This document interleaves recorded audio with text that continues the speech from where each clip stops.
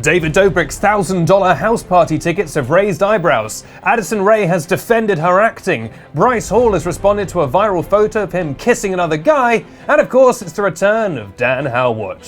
All this plus the 100-meter apology video event. Some stiff competition this year. On this week's edition of YouTuber News. Hosted by me, Benedict Townsend, at Benedict Town, and brought to you by PopBuzz, the only website that contains all your recommended daily intake of vitamin fun. Have we done that before? I'm sure we've done that before, because it's true. And before we begin, I've just tweeted out on the YouTuber News Twitter account, at YouTuber News, asking people for replies, and anyone who replies to that tweet by the end of this record has a chance to have their reply read out on the show. So if you want to go back in time and reply to that tweet, this would be a good moment to do that. Or keep your eye out next week by following at YouTuber News to see if you can get your reply read out. Thank you. It's the shortest window. America's not even up at this time, are they? Yeah, it's very unfair to most time zones, but... Our first story. Fans have criticised the steep prices for an upcoming house party event that David Dobrik is hosting, despite having left YouTube to go and do some reflecting. It's so weird that he's hosting an event even though he left YouTube. How is that possible? With tickets ranging from $40 all the way up to $1,500 to attend a party. Now, the $40 tickets are just general admission to the party, which I would say is still pretty steep for a house party. I usually charge my friends half of that to attend my parties, and those general admission tickets are all sold out, unfortunately.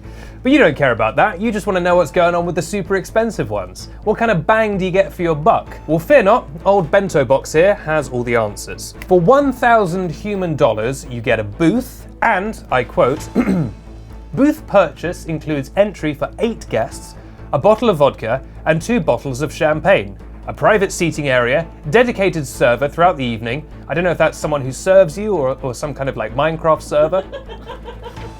I prefer the latter. Express entry and a chance to win 8 GA tickets to Saturday of Lollapalooza. Sure, why not? Throw that one in. And then the $1,500 ticket gets you exactly all the same stuff, except you're on the 2nd floor lounge instead of a 1st floor booth. So, I mean, that must be a pretty great lounge to be worth $500 extra. I don't know what's on this 2nd floor. Maybe some kind of incredible Minecraft server. Wait, is this in his house? That's a very good question. Is it in his house? No, it's just in a venue. So, is that a house party? I would say no, unless it is in a house. I don't know, I've not really looked into it.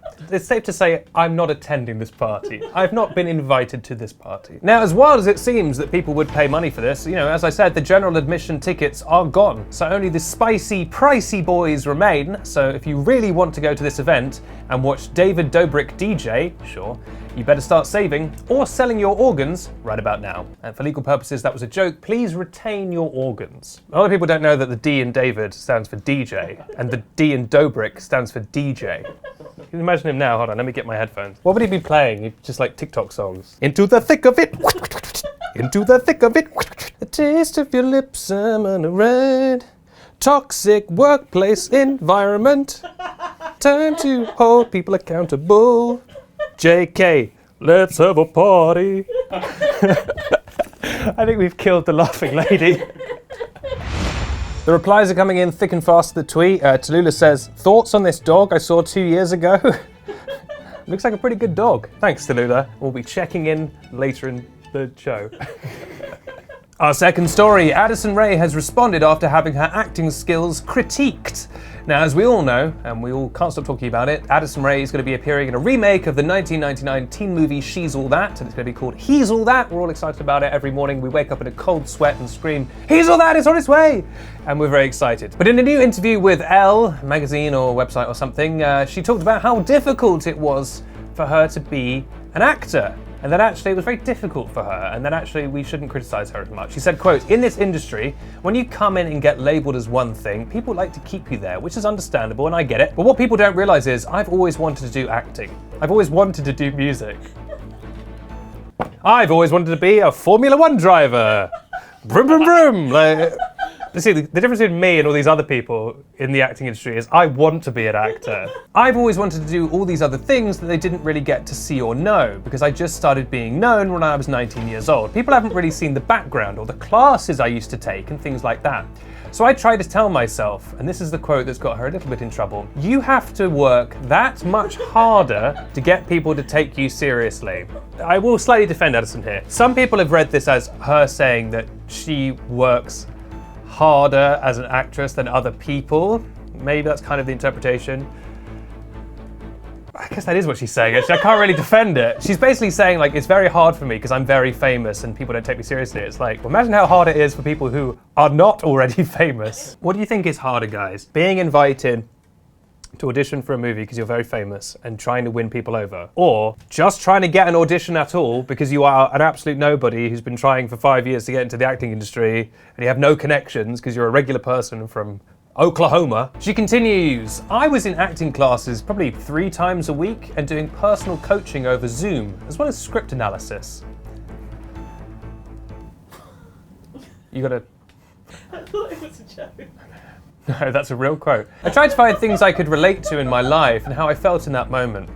The biggest part was being able to connect emotions and figure out exactly how I wanted to read a line or be in a scene. I do like this breakdown of acting, that when you're acting, you should try and figure out how you want to say the lines or how you want to be in a scene. Also, her character in this film is a social media influencer, so I guess every time she was on set, she was like, how would someone who's very famous from an app react in a situation like this?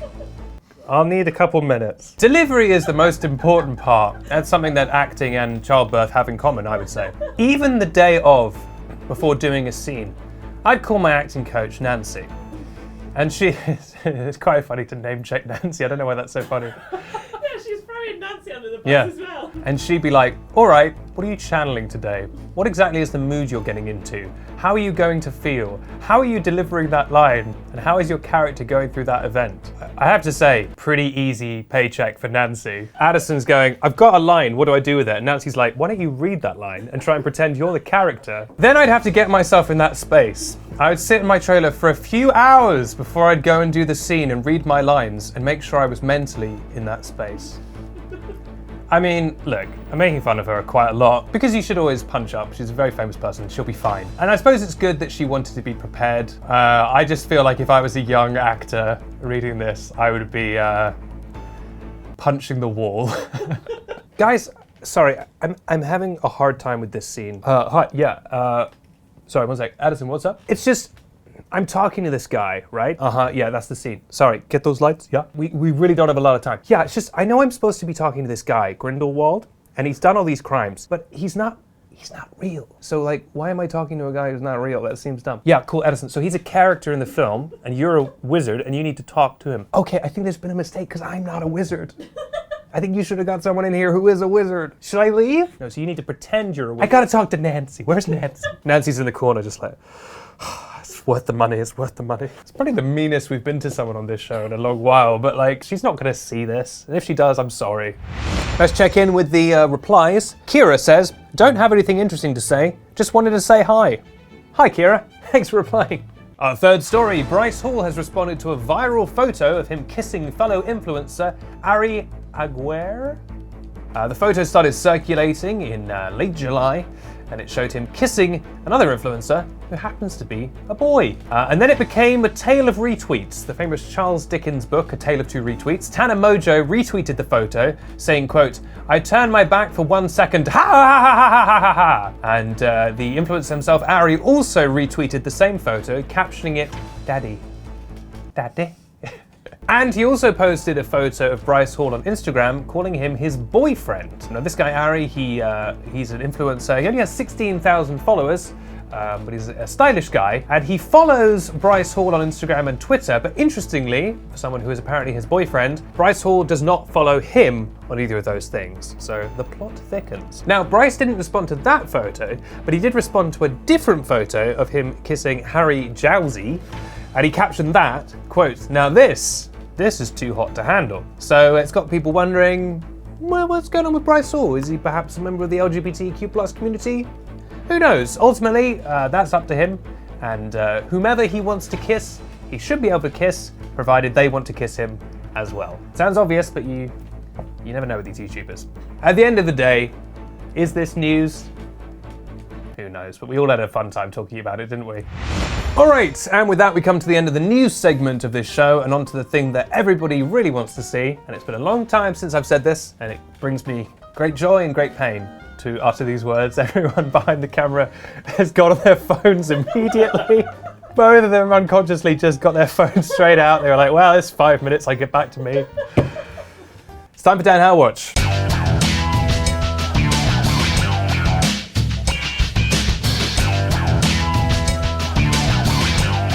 Where we left Dan How, when we were watching him last, he was at home and he'd just woken up from a terrible dream about Tim Factory, Jim Factory, Margaret Factory, and all of them having a great adventure. And he woke up and he went downstairs and he was like, saw his friend Phil Lester and he was like, Phil, oh my goodness, I had the most incredible dream and you were there.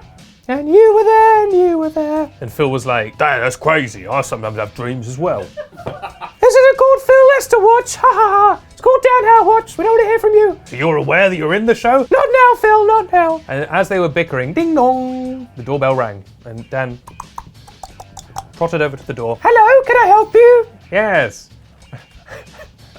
Hello. I've just moved into the neighborhood. I'm a local businessman. My name is Tim Factory. That's so funny. I literally just had a dream about a man named Tim Factory, and now he's come to fruition. And what's that you're holding behind your back? Is that a baguette? Yes, that is a baguette. And what's that poking out the end of the baguette? Some sort of handle? I wouldn't worry too much about that. And what is it you said you did again? I'm a factory owner. That's interesting because you seem to be wearing an orange jumpsuit. Well, you know, come on, man. A factory owner can wear whatever he wants. It's the freaking 90s. That's a good point. Anyway, time to just turn my back to you in a vulnerable fashion. And at that point, the man leapt forward and produced a sword from the baguette. It was a criminal. It was a criminal with a sword. Like back in the day, we were playing the hits, baby. Now, that's what I call content. Aiden's got his head in his hands. And he leapt towards Dan, and oh my goodness, he was about to slice him up. Slice him and dice him like a car in a car turning into a cube machine. Oh no, said Dan, oh no! But at the very last minute, the sword was caught by another sword, held out by the arm of a very surprising and interesting character to join this story. And in a way, it's obvious this character should have always been in the story. And that character is Whoop Gold. She's back. Good thing it's Olympic season, because I always go for gold. Parrying the sword away. Time for you to be sliced and diced, young man. And she scared him away. And she turned to Dan How. Come with me if you want to live. And Dan was like, fine. This has been Dan How Watch. Great, it's so good to have it back. Oh, we laugh, we cry. And thank you to the 8 viewers who are still here. All right, now let's read these replies. Daisy says, Oreo the dog for president of somewhere 2021, I agree. Carter has done the little copy pasta thing of B-movie. Very good, very good. Repeating jokes though, not really what we do on this show. Sarah says, who are you going for in the Olympics? Not who are you rooting for, who are you going for? I'm going for the Fiji team and I'm gonna get them. Kosavi says, normalize dislocating your wrist, heart. Sure. James says, RIP to the best told story, factory or fictionary. I agree. Fenor says, hydrate or dihydrate. Good advice. Plus Size Prince has kindly linked my personal Twitch account. Thank you for doing that. At Benedict Townsend. And we'll just end with Maylin, who says, mud. Thank you so much for your replies. If you want to get in on the action next week, keep your eyes peeled for the @YouTuber News account. And its many tweets. But one thing we can't deny when looking at all these stories today, depending, you know, what perspective you're looking at, and you're allowed to have different opinions, but I think one thing we can all come together to agree with is the fact that I am Benedict Townsend, and this is YouTuber News, which airs every week on the YouTuber News YouTube channel and also on Snapchat Discover. And if you haven't already, please consider subscribing, either by hitting subscribe on YouTube or by swiping up on the last snap of this story. I'll be back next week with YouTube News Quick Bites, and also the YouTuber News podcast. Listen.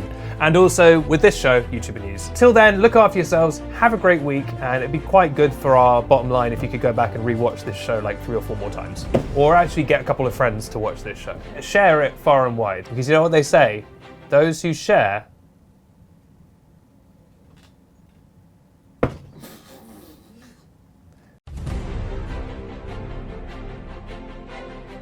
Unfortunately, as a gamer, I don't get respect. Well, I'm not a gamer, so maybe they'll respect me. That just makes you a beta cuck. That's the difference between you and I, Silver the Hedgehog. It's so dumb. I just love it so.